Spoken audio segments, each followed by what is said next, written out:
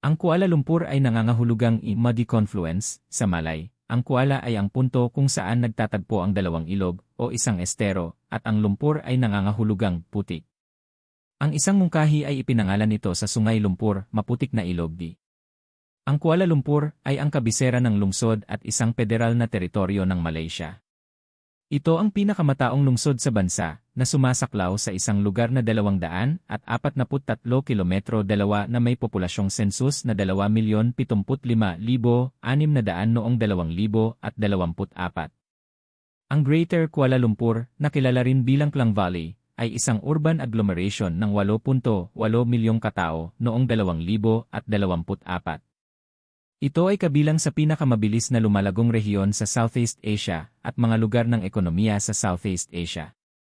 Ang Petronas Towers, Malay, Menara Berkembar Petronas, na kilala rin bilang Petronas Twin Towers at colloquially ang Elayaf Twin Towers, ay isang magkakaugnay na pairs ng 88-story super tall skyscraper sa Kuala Lumpur, Malaysia, na nakatayo sa 451.9 metro, 1,483 talampakan.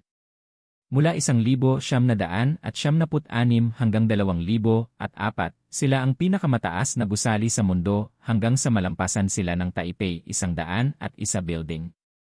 Ang Petronas Towers ay nananatiling pinakamataas na kambal na skyscraper sa mundo, na nalampasan ang orihinal na World Trade Center Tower sa New York City, at ang pinakamataas na gusali sa Malaysia hanggang 2021, nang sila ay nalampasan ng Merdeka 118. Ang Petronas Towers ay isang pangunahing landmark ng Kuala Lumpur, kasama ang kalapit na Kuala Lumpur Tower at Merdeka 118 na makikita sa buong lungsod.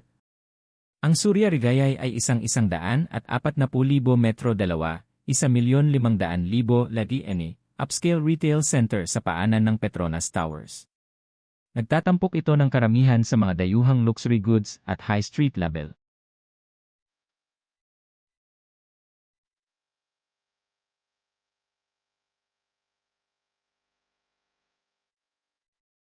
Kasama sa mga atraksyon nito ang art gallery, underwater aquarium at science center. Din ipinagmamalaki ang humigit kumulang 300 mga tindahan. Ang Surya Ridayay ay tinuturing bilang isa sa pinakamalaking shopping mall sa Malaysia.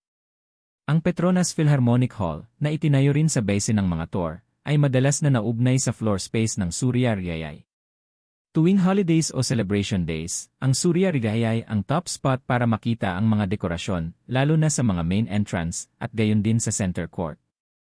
Itinataguyod din ito ang pagiging natatangi at kagandahan ng pagkakaiba-iba ng kultura ng Malaysia sa mga bisita.